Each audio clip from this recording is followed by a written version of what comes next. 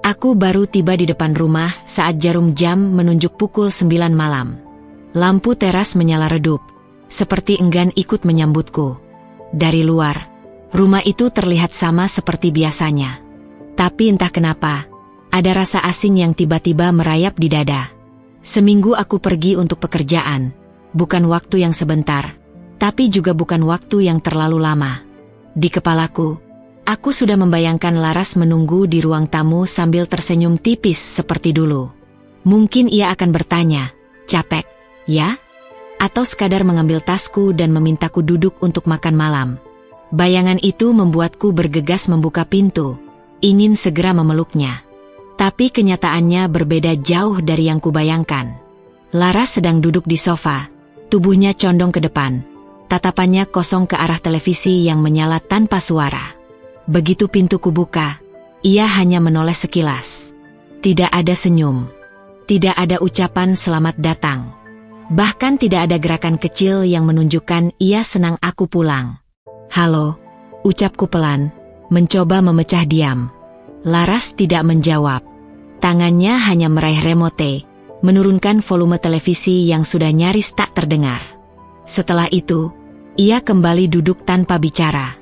Seakan aku hanyalah bayangan yang lewat di hadapannya.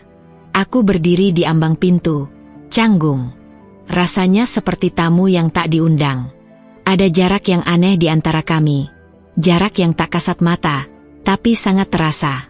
"Aku pulang," ulangku, kali ini lebih pelan. Dia mengangguk, tanpa menatapku. Hanya itu. Aku menarik napas panjang, mencoba mengusir rasa kecewa. Mungkin dia sedang lelah. Mungkin ada sesuatu yang membuatnya bad mood hari ini. Aku menaruh tasku di kursi dekat pintu, lalu berjalan ke dapur untuk melihat apakah ada makanan. Meja makan kosong. Tidak ada piring, tidak ada aroma masakan. Hanya gelas berisi air putih yang tinggal setengah. "Sudah makan?" tanyaku dari dapur. "Sudah," jawabnya singkat. Nada suaranya datar, seperti bicara kepada orang asing. Tidak ada rasa hangat di sana. Aku menelan ludah. "Kamu nggak masak?" "Nggak sempat." Itu saja jawabannya. Tidak ada penjelasan lain. Tidak ada pertanyaan balik apakah aku sudah makan atau belum. Aku mengambil roti tawar di lemari, menaruhnya di piring, lalu duduk di meja makan sendirian. Sambil mengunyah, aku memandang ke arah ruang tamu. Laras masih di sana, duduk diam seperti patung, pandangannya tetap kosong. Dulu, setiap aku pulang, rumah ini terasa hidup. Laras akan bercerita tentang hal-hal sepele. Tetangga yang memelihara kucing baru, hujan yang membuat atap bocor sedikit, atau drama yang sedang ia tonton. Sekarang, semua itu hilang. Yang tersisa hanyalah keheningan yang menekan. Keheningan itu membuatku merasa rumah ini bukan lagi tempat pulang, tapi sekadar bangunan dengan atap dan dinding. Aku mencoba memulai pembicaraan. "Gimana hari-hari kemarin?" "Biasa saja." "Biasa?" "Iya." Jawabannya pendek-pendek, seakan setiap kata adalah beban. Aku ingin bertanya lebih jauh, tapi wajahnya menunjukkan kalau dia tidak ingin diganggu. Malam itu, setelah makan, aku masuk kamar. Laras masih di sofa. Aku menunggu, berharap dia menyusul. Tapi hingga aku mengganti baju dan berbaring, dia tidak juga datang. Aku mulai berpikir, mungkin dia memang tidak ingin berada di ruangan yang sama denganku. Jam 11 lewat, aku keluar kamar. Dia sudah mematikan televisi, tapi lampu ruang tamu masih menyala. Laras duduk bersandar, matanya terpejam, tapi aku tahu dia belum tidur. "Kamu nggak mau tidur di kamar?" tanyaku. "Nggak, di sini saja." "Kenapa?" "Nyaman di sini." Aku terdiam. Tidak ada gunanya memaksa. Akhirnya, aku kembali ke kamar sendirian. Tidur malam itu terasa aneh, selimut hangat, tapi udara di dalam dada terasa dingin. Pagi harinya, Laras sudah bangun lebih dulu. Dia duduk di meja makan, memegang secangkir kopi. Aku menyapa, tapi dia hanya mengangguk. Tidak ada senyum. Tidak ada, "Pagi," Seperti dulu. Aku kerja siang ini, kataku sambil menuang air ke gelas. Dia hanya menjawab, iya. Aku duduk di depannya, mencoba mencari topik yang bisa membuatnya bicara. Kamu mau aku belikan sesuatu nanti? Nggak usah. Aku mengangguk pelan. Suasana pagi itu tidak jauh berbeda dari semalam.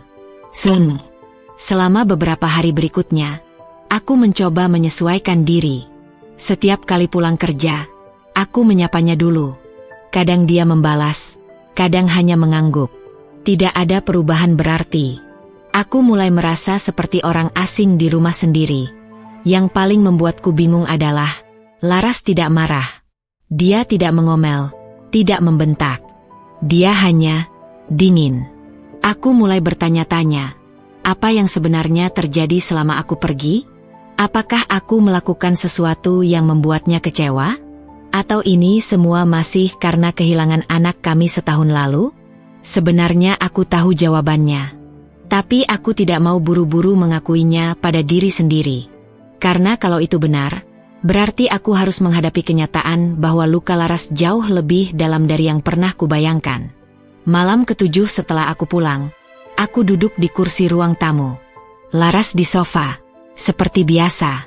Aku kangen sama kamu, kataku. Dia terdiam. Tidak menatapku. Apa kamu juga kangen sama aku? Tanyaku, setengah berharap. Dia menoleh perlahan, menatapku dengan mata yang sayu. Aku nggak tahu. Kalimat itu menamparku lebih keras daripada teriakan. Aku tidak tahu harus membalas apa. Aku hanya duduk di sana, menatapnya. Dan untuk pertama kali aku benar-benar merasa bahwa cinta istriku mungkin sudah mati. Beberapa hari setelah kepulanganku, aku mulai mengamati Laras lebih dekat. Bukan sebagai suami yang ingin tahu segala hal tentang istrinya, tapi sebagai orang asing yang mencoba memahami seseorang yang nyaris tak lagi ia kenal. Aku perhatikan, Laras jarang sekali berbicara kecuali jika ditanya. Dia tidak lagi bercerita tentang tetangga, tidak tertawa kecil saat melihat video lucu di ponselnya, bahkan tidak lagi mengomentari cara aku meminum kopi terlalu panas. Semua kebiasaan kecil yang dulu membuat rumah ini terasa hidup, lenyap begitu saja. Aku tahu, perubahan ini bukan terjadi seminggu terakhir. Ini sudah dimulai jauh sebelum aku pergi kemarin. Sejak hari itu, hari saat kami kehilangan anak kami. Aku masih ingat jelas hari itu. Meski aku berharap ingatan itu hilang. Rumah sakit, bau obat, suara mesin yang terus berbunyi, dan wajah Laras yang pucat saat dokter mengatakan anak kami tidak bisa diselamatkan. Dia menangis pelan, bukan dengan teriakan, tapi dengan isak yang terdengar seperti napas terakhir harapan. Sejak hari itu, Laras seperti membawa kabut kelabu di dalam dirinya. Dia memang masih melakukan pekerjaan rumah, masih memasak, masih menyapaku. Tapi semuanya seperti dilakukan otomatis. Tidak ada lagi cahaya di matanya. Aku, entah kenapa, memilih menghadapi kesedihanku dengan bekerja lebih keras. Kupikir, kalau aku sibuk, aku tidak akan terlalu merasakan perihnya kehilangan. Aku pikir, dengan bekerja dan membawa uang pulang, aku sedang melakukan bagianku sebagai suami. Tapi, ternyata itu membuat jarak di antara kami semakin lebar. Malam itu, aku duduk di teras sambil memandangi jalanan yang sepi. Laras duduk di dalam, di sofa. Aku ingat bagaimana dulu dia sering duduk di sampingku, membawa teh hangat, lalu kami mengobrol entah tentang apa sampai larut malam. Sekarang, kursi di sebelahku kosong. Aku mencoba memanggilnya. Lar, sini sebentar. Dia muncul di ambang pintu. Kenapa? Nggak apa-apa. Duduk sini sebentar. Dia menggeleng. Aku di dalam saja. Aku ingin memintanya lagi, tapi aku tahu dia tidak suka dipaksa. Aku hanya mengangguk dan pura-pura tersenyum. Pagi berikutnya, aku berangkat kerja lebih siang. Aku ingin melihat rutinitas Laras tanpa aku di rumah. Jam 7:30, dia sudah rapi dengan kaos longgar dan celana kain. Dia menyiapkan secangkir kopi untuk dirinya sendiri, lalu duduk di meja makan sambil memandang kosong ke arah jendela. Aku duduk di depannya. Ngapain lihat jendela terus? Tanyaku, mencoba terdengar santai. Dia mengangkat bahu. Biasa aja. Kamu lagi mikirin sesuatu? Dia tidak langsung menjawab. Lalu, dengan suara pelan, dia berkata, kadang aku lihat anak-anak lewat ke sekolah. Bawa tas besar, jalan rame-rame. Aku cuma, ya, lihat aja. Kalimat itu membuat dadaku sesak. Aku tahu, setiap anak yang ia lihat di jalan adalah pengingat dari anak kita yang tak pernah sempat tumbuh besar. Lar, aku ingin menghiburnya, tapi lidahku keluh. Dia menghela napas, lalu berdiri. Aku mau nyapu. Pembicaraan pun selesai begitu saja. Hari demi hari, aku semakin paham bahwa diamnya Laras bukan sekadar diam. Ada lapisan kesedihan yang begitu tebal menutupi dirinya. Kesedihan itu bukan hanya tentang kehilangan anak kami, tapi juga tentang kehilangan dirinya sendiri. Aku perhatikan, di lemari pakaian, baju-bajunya yang dulu berwarna cerah kini jarang ia pakai. Dia lebih sering memilih warna gelap atau kusam. Aku perhatikan, dia jarang sekali memotret apapun dengan ponselnya sekarang. Padahal dulu, setiap masak mie instan saja dia bisa memotret dan mengirimkannya kepadaku. Aku juga perhatikan, dia menghindari kamar kecil di ujung lorong, kamar yang dulu kami siapkan untuk anak kami. Pintu kamar itu selalu tertutup, dan aku hampir tidak pernah melihat dia menyentuh gagangnya lagi.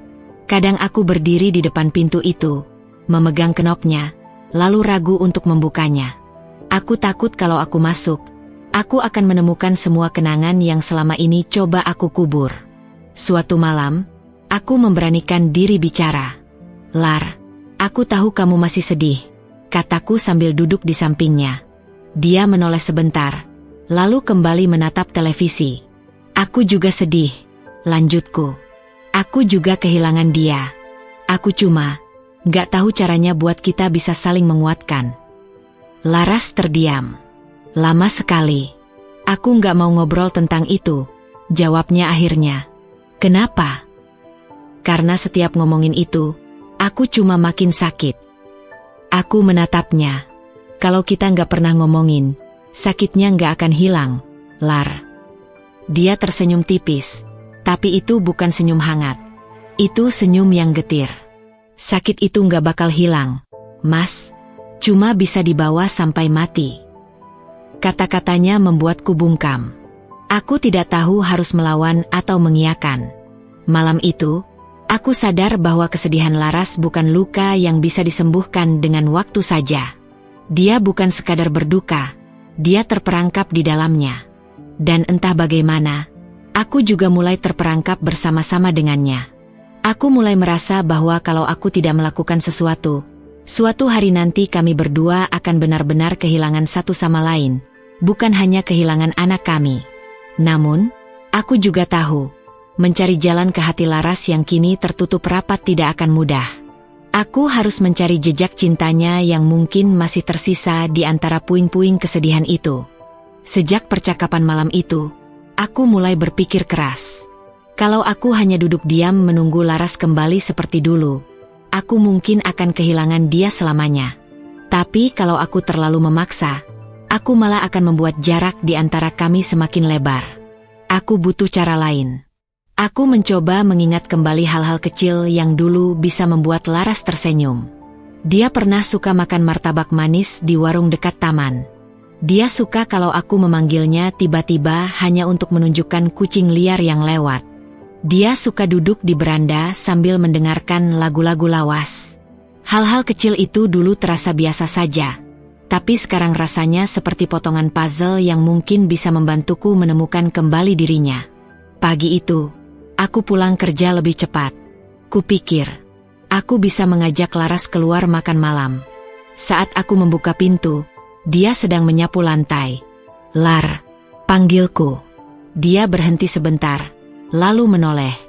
Iya. Aku mau ajak kamu makan di luar. Martabak, yang dekat taman itu. Mau. Dia terdiam, lalu menunduk melanjutkan sapuannya. Nggak usah, Mas. Aku nggak lapar. Bukan soal lapar. Kita kan udah lama nggak keluar bareng. Dia menghela napas, lalu berkata pelan, aku nggak mau. Jawaban itu membuat semangatku sedikit runtuh. Tapi aku mencoba tersenyum. Ya udah, kalau berubah pikiran, bilang aja, ya. Dia tidak membalas. Keesokan harinya, aku coba cara lain.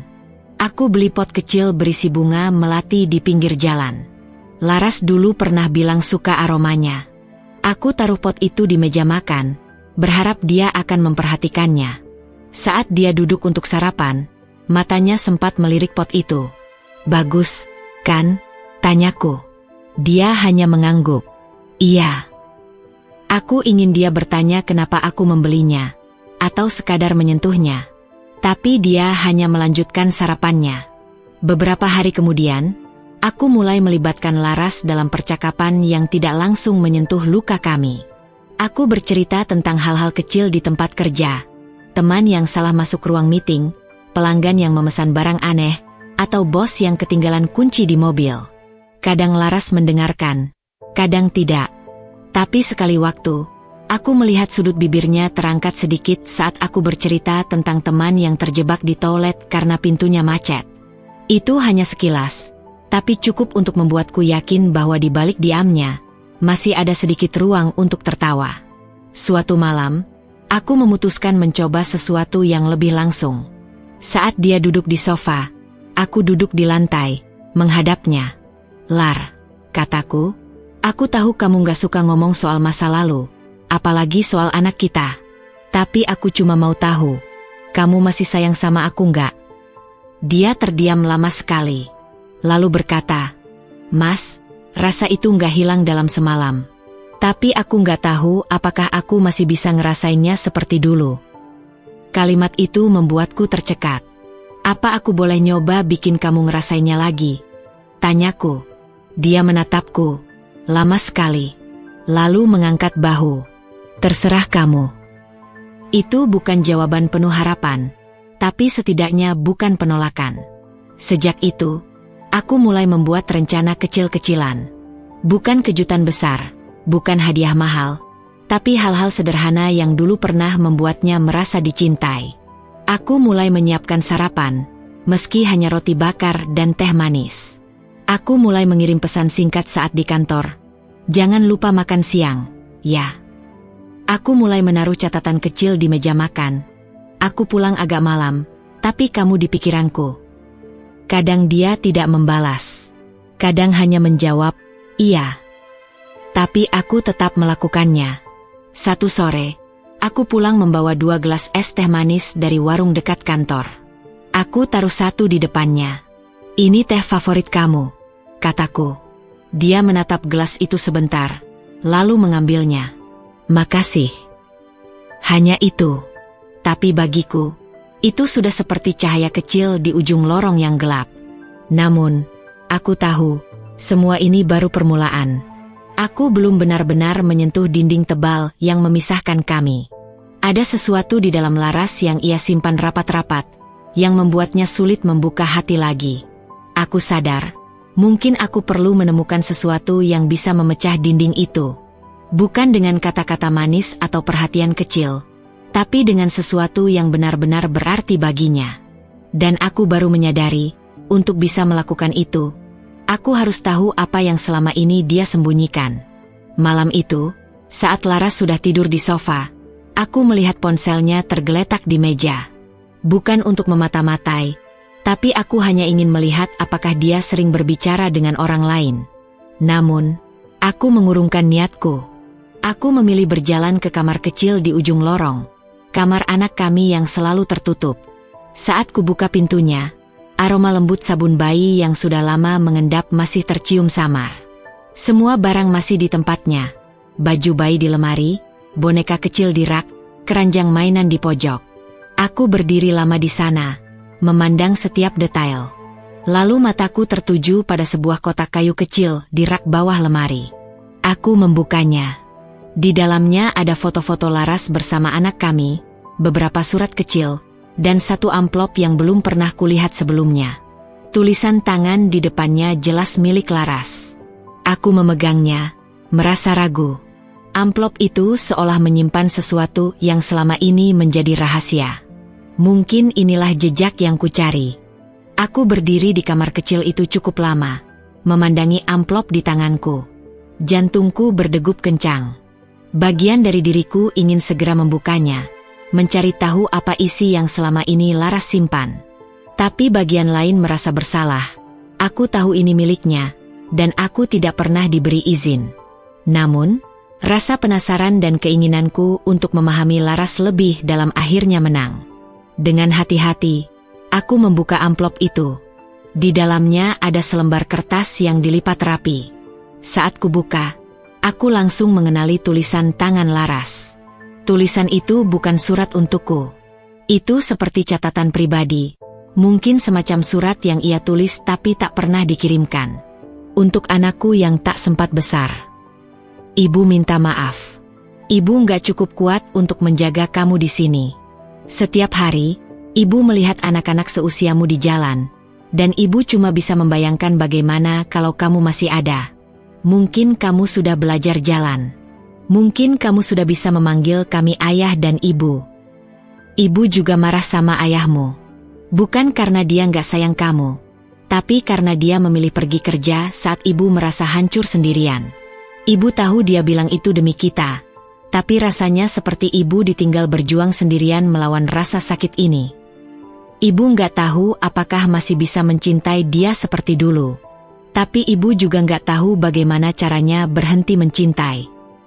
Tanganku bergetar saat membaca itu. Ada rasa perih, bersalah, dan marah pada diriku sendiri. Ternyata, di balik diamnya Laras selama ini, ada luka yang aku ikut ciptakan. Aku pikir, dengan bekerja lebih keras, aku sedang melakukan hal yang benar. Tapi dari sudut pandangnya, aku justru meninggalkannya di saat ia paling membutuhkan aku. Surat itu bukan sekadar ungkapan duka seorang ibu, itu juga adalah catatan hati seorang istri yang merasa ditinggalkan. Aku duduk di lantai kamar itu, memegang kertasnya lama sekali. Aku mengulang-ulang bagian terakhir. Ibu nggak tahu apakah masih bisa mencintai dia seperti dulu. Kalimat itu menusukku. Selama ini aku takut kalau Laras sudah tidak mencintaiku. Tapi ternyata yang lebih menakutkan adalah, dia sendiri pun tidak tahu jawabannya. Tiba-tiba aku mendengar suara langkah kaki mendekat. Aku buru-buru melipat kembali kertas itu, memasukkannya ke amplop, lalu mengembalikan ke kotak kayu. Laras muncul di pintu. Dia berdiri diam, memandangku, lalu pandangannya bergeser ke kotak itu. "Kamu ngapain di sini?" Suaranya tenang, tapi aku bisa merasakan ketegangan di baliknya. "Aku cuma lihat-lihat," jawabku gugup. Dia masuk perlahan, menutup pintu di belakangnya. "Lihat apa?" Aku menelan ludah. "Kotak ini. Aku nggak sengaja nemu." "Dan kamu buka?" tanyanya. Kali ini nadanya lebih tegas. Aku menunduk. "Iya." Dia menghela napas panjang, lalu duduk di lantai, di seberangku. "Kamu tahu itu pribadi, kan?" "Aku tahu. Maaf. Aku nggak tahu lagi caranya nyampe ke hati kamu. Aku nggak tahu apa yang kamu rasain selama ini. Aku pikir, kalau aku tahu, aku bisa ngerti dan bantu." Dia menatapku lama. Matanya mulai berkaca-kaca. "Kamu nggak ngerti rasanya sendirian di rumah ini setelah semua yang kita tunggu-tunggu hilang. Kamu nggak ada waktu itu. Aku cuma punya tembok dan lantai ini untuk nangis." Aku merasa dadaku sesak. Aku salah. Aku kira pergi kerja itu caraku melindungi kita. Aku nggak sadar, yang kamu butuhkan cuma aku ada di sini. Air mata mulai mengalir di pipi Laras. "Kamu tahu nggak?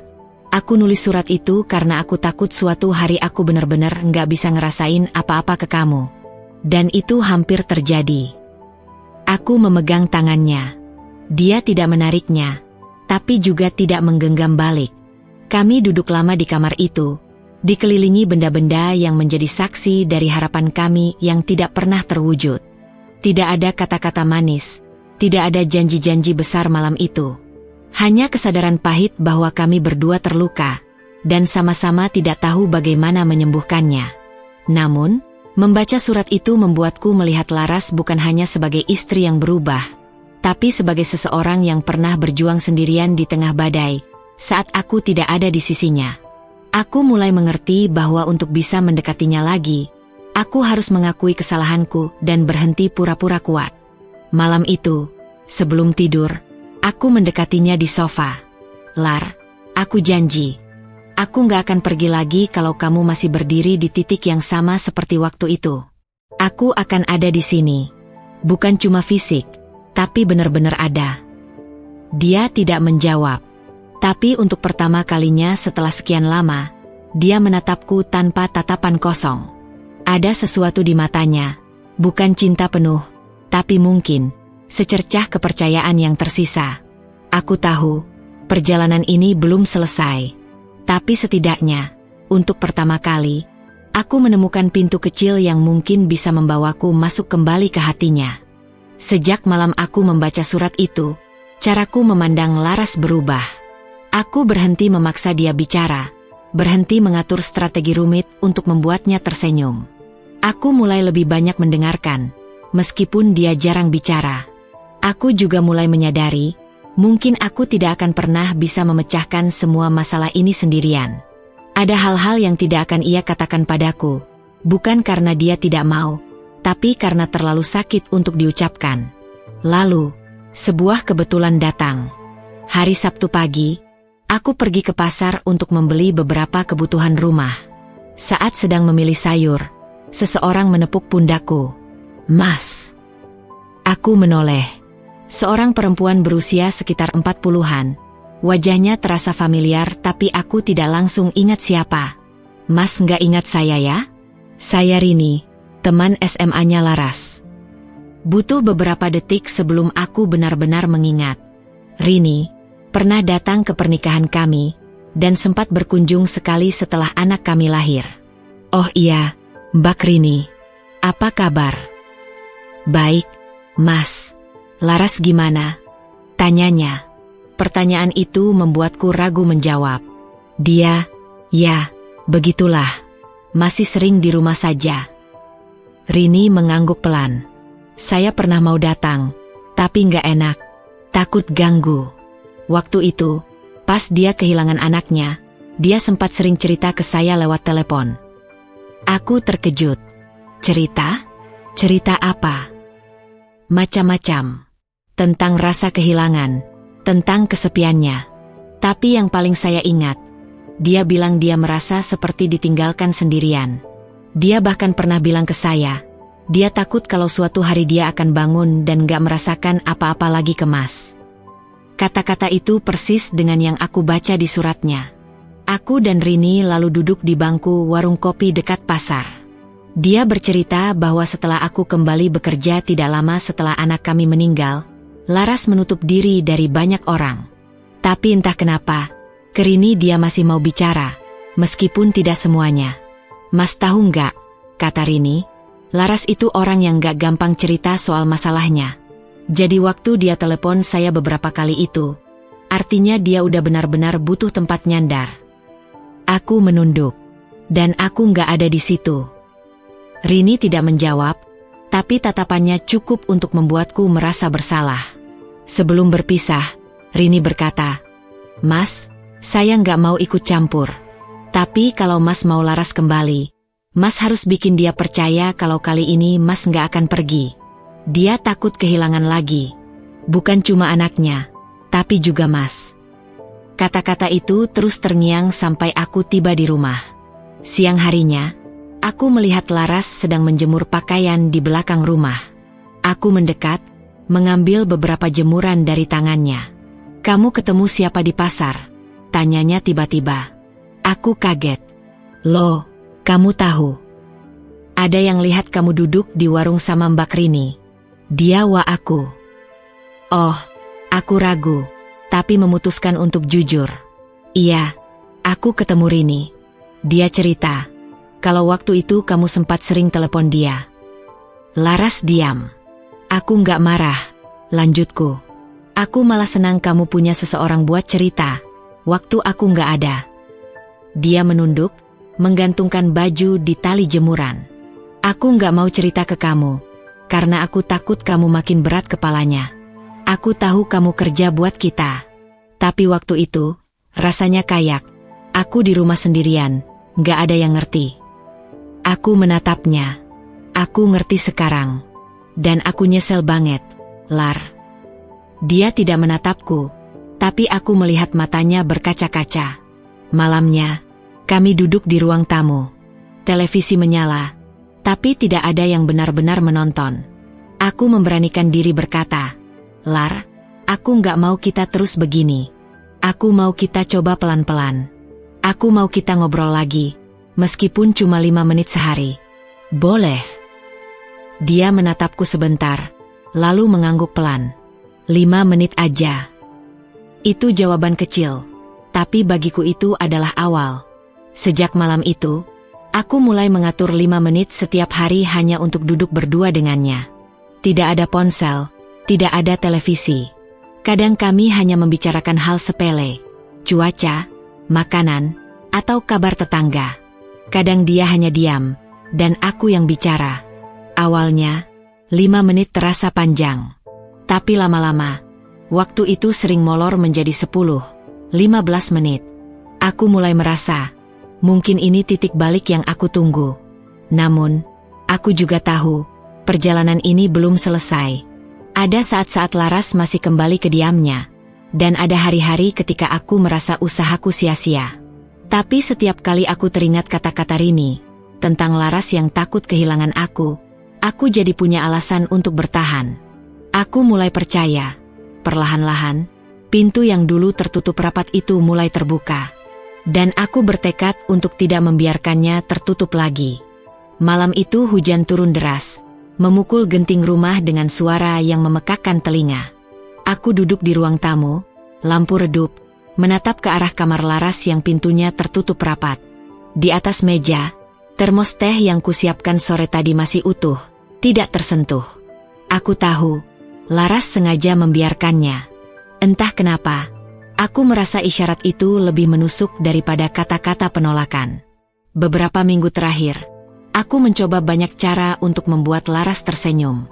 Aku mulai dari hal kecil, membantunya mencuci piring, menyapu halaman, bahkan memasak makan malam walau rasanya pas-pasan.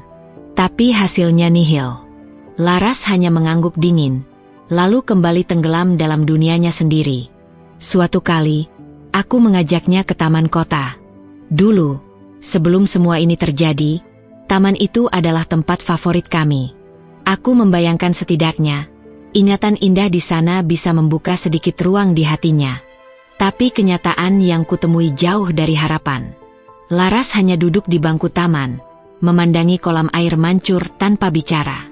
Bahkan saat aku mencoba menggandeng tangannya, ia perlahan menariknya kembali.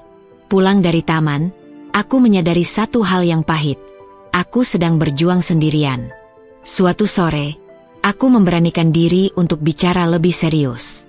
Laras duduk di ruang tengah, menonton televisi tanpa suara. Aku duduk di sebelahnya. Lar, aku tahu aku bukan suami yang sempurna, kataku pelan. Tapi aku mau kita melewati ini bersama.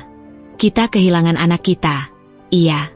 Tapi jangan sampai kita juga kehilangan satu sama lain. Laras tidak langsung menanggapi. Matanya tetap tertuju ke layar televisi. Padahal acara yang sedang tayang hanyalah berita ekonomi yang membosankan. Aku menunggu, berharap ia akan membuka mulut. Tapi yang keluar hanya satu kalimat, pelan tapi jelas. Kamu nggak akan pernah ngerti. Kalimat itu membuat dadaku sesak. Bukannya marah, tapi aku merasa seperti ditusuk dari dalam. Aku ingin berdebat, ingin mengatakan bahwa aku juga kehilangan. Aku juga merasakan sakit. Tapi lidahku keluh. Dalam hati, aku sadar, dia benar. Rasa kehilangan seorang ibu mungkin memang berbeda. Aku hanya tidak tahu bagaimana cara menjembatani jurang itu. Malam-malam berikutnya menjadi lebih dingin. Laras mulai tidur di kamar terpisah. Alasannya, ia bilang ingin tidur lebih awal tanpa terganggu lampu atau suara televisi dariku. Tapi aku tahu, itu hanya alasan yang ia ciptakan untuk menjaga jarak. Aku mencoba mengajak makan malam bersama, tapi Laras selalu menolak dengan alasan sudah makan atau tidak lapar. Aku mencoba menulis surat singkat dan menaruhnya di meja makan, sebuah kebiasaan kecil yang dulu sering membuatnya tersenyum. Tapi surat-surat itu tetap di tempatnya, tak tersentuh, seolah ia tidak pernah membacanya. Aku mulai bertanya-tanya, apakah usahaku justru membuatnya semakin menjauh? Puncaknya terjadi di suatu malam akhir pekan. Aku pulang agak larut karena harus menyelesaikan pekerjaan tambahan di kantor. Begitu sampai di rumah, aku mendapati pintu kamar Laras tidak terkunci. Kupikir ini kesempatan untuk bicara. Tapi ketika aku masuk, Laras sedang mengemasi pakaian di dalam tas. "Laras, kamu mau kemana?"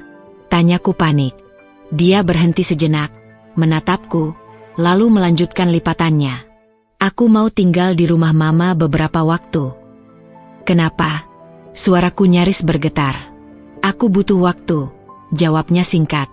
Aku mendekat, mencoba menahan tangannya, tapi dia menghindar. "Lar, kalau kamu pergi sekarang, aku nggak tahu apa yang akan terjadi sama kita." Dia menatapku, dan tatapan itu seperti pintu yang tertutup rapat. "Mungkin memang sudah waktunya kita berhenti mencoba," katanya lirih. Kata-kata itu menghantamku seperti badai. Dunia seolah runtuh di sekelilingku. Aku berdiri mematung, melihatnya menutup tas, lalu berjalan melewatiku tanpa menoleh. Malam itu aku tidak tidur. Hujan masih turun di luar, tapi yang paling bising adalah pikiranku sendiri. Semua kenangan, dari hari pertama kami bertemu sampai hari kehilangan itu, berputar di kepalaku seperti film yang tidak bisa dihentikan. Aku sadar, selama ini aku berusaha memulihkan sesuatu yang mungkin sudah tidak ada lagi. Cinta Laras, mungkin memang sudah mati. Atau mungkin ia menguburnya terlalu dalam, dan aku tidak pernah menemukan jalan untuk menggali kembali. Di ruang tamu, aku duduk sendirian, memandangi pintu yang tadi ditutup Laras. Rasanya seperti menunggu sesuatu yang aku tahu tidak akan kembali. Keesokan paginya, rumah benar-benar sunyi. Tidak ada suara langkah kaki Laras, tidak ada aroma kopi yang biasanya ia buat. Hanya suara kipas angin tua di sudut ruangan. Di meja makan, tersisa secangkir teh yang sudah dingin. Aku duduk di kursi, memandangi cangkir itu lama sekali. Rasanya seperti memandangi bekas kehidupan yang sudah pergi. Entah kenapa, di tengah semua kesedihan itu, aku tidak menangis. Bukan karena aku kuat, tapi mungkin karena aku sudah terlalu lelah. Yang tersisa hanya hampa. Hari-hari setelah itu berjalan seperti kabut. Aku pergi bekerja, pulang, makan seadanya, lalu tidur. Tidak ada lagi usaha untuk memperbaiki, karena aku tidak tahu harus mulai dari mana. Telepon dari Laras tidak pernah datang.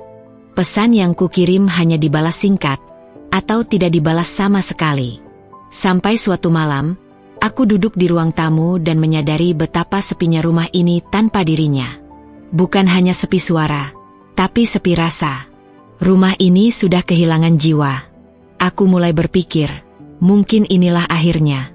Pernikahan kami bukan berakhir karena pertengkaran besar atau pengkhianatan, tapi karena kesedihan yang tidak bisa kami atasi bersama. Seperti kapal yang perlahan tenggelam, bukan karena badai, tapi karena kebocoran kecil yang tidak pernah diperbaiki. Dan malam itu, untuk pertama kalinya, aku membiarkan pikiran itu benar-benar masuk. Mungkin aku akan kehilangan Laras untuk selamanya. Pagi itu, aku duduk di teras menatap jalan sepi. Laras masih mengurung diri di kamar, seperti biasa. Aku merasa semua usahaku sia-sia. Bicara, diam, mencoba menghibur, semuanya mentok. Lalu aku teringat kata Bu Wati, tetangga kami. Laras senang lihat anak-anak main di taman kota. Ide itu menancap di kepalaku. Sore harinya, aku masuk ke kamar dan berkata pelan, "Lar, ikut aku sebentar, cuma duduk sebentar di luar." Awalnya dia ragu, tapi akhirnya berdiri tanpa kata. Kami berjalan ke taman kota. Anak-anak berlari, tertawa, bermain ayunan. Laras duduk di bangku, pandangannya mengikuti mereka. Untuk pertama kalinya, Matanya tak sepenuhnya kosong. Dulu aku sering kesini, bisiknya. Aku suka dengar mereka tertawa. Rasanya hidup nggak seburuk itu. Aku hanya diam, takut memecahkan momen ini. Kami duduk lama hingga matahari tenggelam. Malamnya, sebelum tidur, Laras berkata pelan, "Makasih udah ngajak aku." Kalimat sederhana itu seperti cahaya kecil yang menembus gelap. Aku tahu, dinding yang dia bangun mulai retak. Dan aku akan terus mencari cara agar cahaya itu tumbuh. Seminggu setelah ke taman kota, Laras mulai menunjukkan perubahan kecil. Dia mau duduk di ruang tamu saat aku menonton TV. Kadang tersenyum tipis saat melihat berita lucu. Meski jarang, itu lebih dari cukup bagiku. Suatu pagi, dia datang sambil membawa 2 gelas teh hangat. "Kita bisa ke taman lagi hari ini?" tanyanya. Hatiku seperti melompat. "Tentu," jawabku, menahan senyum lebar. Di taman, Laras bukan hanya duduk. Dia mencoba menyapa anak-anak yang lewat, bahkan bercakap sebentar dengan ibu-ibu yang menjaga. Aku melihatnya menghirup udara dalam-dalam, seolah menampung energi baru. Perjalanan pulang terasa berbeda. Dia berjalan sedikit lebih cepat, langkahnya ringan. Di depan rumah, Laras berhenti dan menatapku. "Mungkin aku mau coba mulai kerja lagi. Gak langsung besar, tapi pelan-pelan." Aku menatapnya lama, memastikan aku tak sedang bermimpi. "Aku akan dukung kamu, apapun jalannya." Hari itu aku sadar, penyembuhan bukan tentang menghapus semua luka, tapi tentang menemukan alasan untuk melangkah lagi, walau pelan. Dan Laras sudah mengambil langkah pertamanya.